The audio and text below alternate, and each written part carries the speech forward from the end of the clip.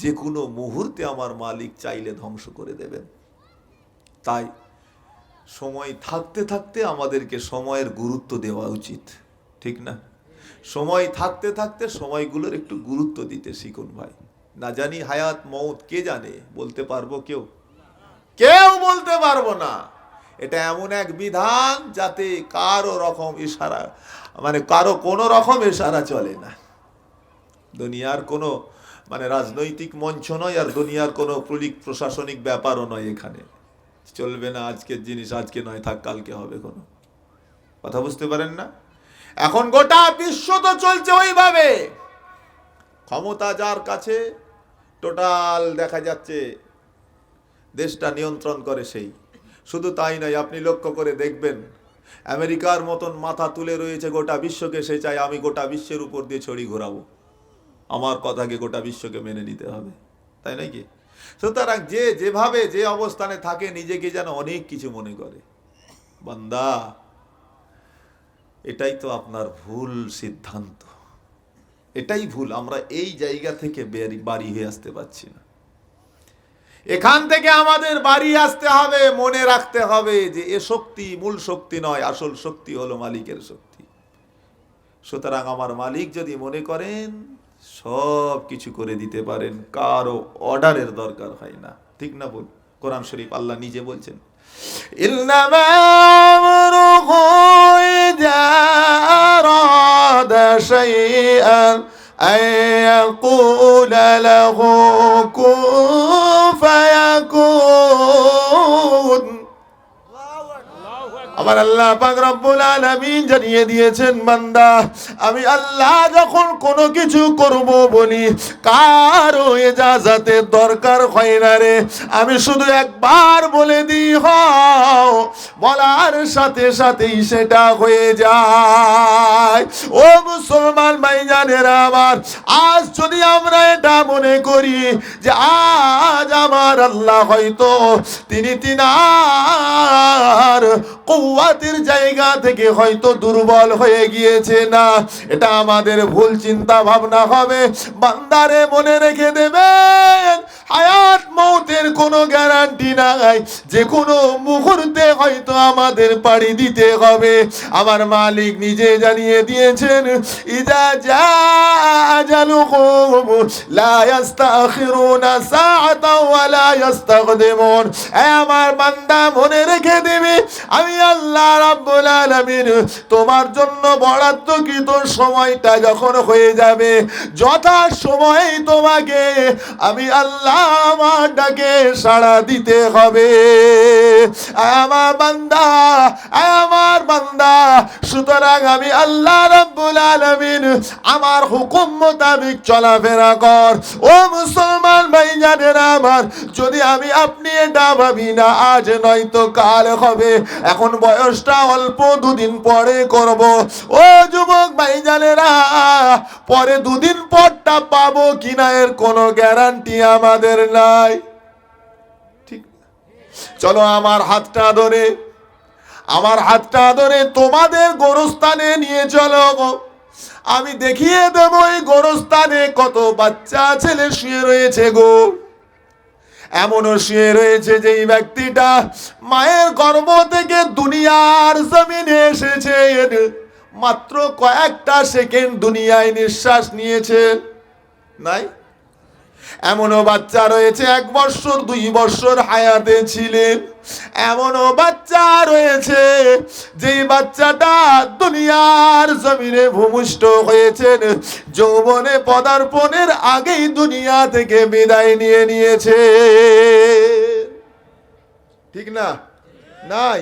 তাহলে এ তো দেখেও আমাদের সচেতন হওয়া দরকার, এগুলো তো দেখেও ফেরা উচিত। আফসোস আমরা মডার্ন হয়ে গিয়েছি, বিশ্বাস করুন, খুব কষ্ট লাগে। আর জাতির দিকে তাকাই না, মাঝে মাঝে মাঝে মাঝে চিন্তা করি, আল্লাহ আমাদের পরিস্থিতি এই রকম হয়ে যাচ্ছে। যখন শুনি কোনো জায়গায় মুসলমানরা মার খাচ্ছে, বড় কষ্ট লাগে, বড় আফসোস হয়। আবার পক্ষান্তরে আমাদের ভেতর থেকে যখন আচরণগুলো দেখি না, তখন আবার মনে মনে হয়, আল্লাহ মার এরা খাবে না তো খাবে কারা? বুঝতে পারেন না? তখন আবার এটা ভাবি, এরা মার খাবে না তো খাবে কারা? কারণ এটা কোনো মুসলমানের আচরণ হয়? আপনি লক্ষ্য করে করে দেখবেন, আজ তো নয়, আজকে কত তারিখ? 25 তারিখ, 25শে ডিসেম্বর। চিন্তা করেছেন এই 25শে ডিসেম্বর এখন একটা বড় ফেস্টিভ্যাল দিন এসে গেছে মুসলমানদের কাছে। এই দিনগুলো আসলে পরে আমাদের বাড়ির তথা মুসলমানের ঘরের কিছু সন্তান, কি বেটা ছেলে কি মেয়ে ছেলে, তারা যেন নিজেদেরকে এই দিনটাকে এমন ভাবে উদযাপন করে যে দিনটা এবং তাদের উদযাপনের সিস্টেমটা আমার ইসলাম কখনো সেটা প্রাধান্য দেয় না। ঠিক না ভুল বলছি বলেন? লক্ষ্য করে দেখবেন, আসলেই এই দিনটাকে মানানো তো মুসলমানের জন্য হারাম। তুমি কেমন মুসলমান যে একটা ইহুদি খ্রিস্টানের কালচারটা তোমার ভেতরে ঢুকে যাবে? হ্যাঁ, একটা ইহুদি খ্রিস্টানের কালচার আজ তোমার ভেতরে ঢুকে যাচ্ছে। আপনি জানেন, অবাক হয়ে যাবেন। একটা তথ্য আপনাকে বলি, শোনেন। গত কিছুদিন পূর্বে আমার ইন্ডিয়াতে, আপনার বাংলাদেশ থেকেই একজনা গিয়েছে, পায়জামা পাঞ্জাবি পরে আছে, একদম সুন্দর ড্রেস, সুস্বাস্থ্য, মুখে দাড়ি আছে, দাড়িটাকে লাল করে আছে। যাওয়ার পরে ইন্ডিয়ায় একটা বিয়ে বাড়ির প্রোগ্রামে গিয়েছে। তো গিয়েই পরিচয় খুব ভালো, মাশাল্লাহ। ওদের আমি বাংলাদেশে থাকি, বাংলাদেশেই আমার বাড়ি। আমি বাহ, বাংলাদেশ থেকে এখানে বিয়ে খেতে এসছে, চিন্তা করেছেন?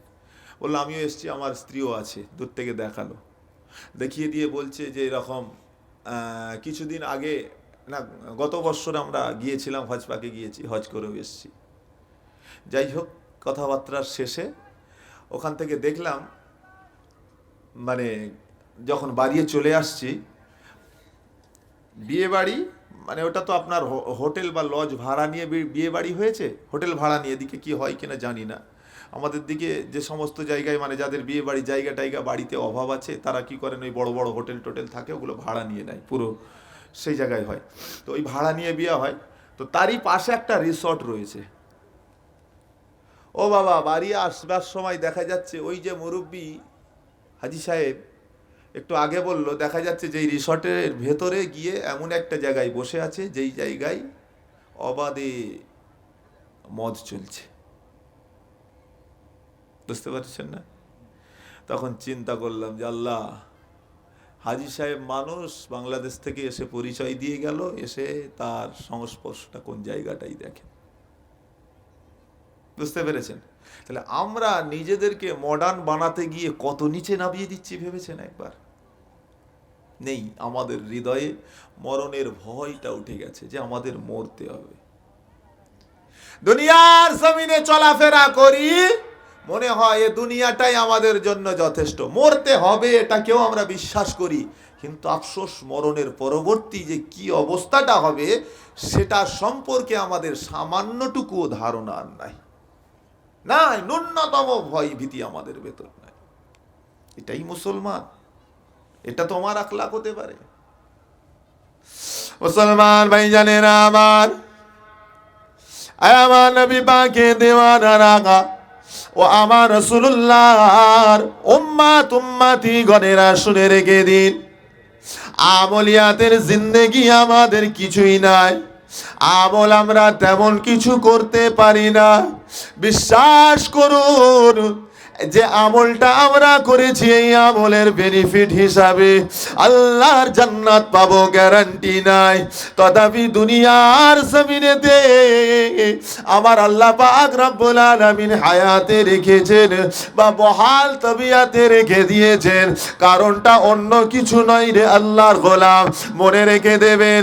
এর কারণ এবং বেনিফিট যদি যায়, একটা কারণ, সেটাই হলো আমাদের নবী মুহাম্মাদুর রাসূলুল্লাহ।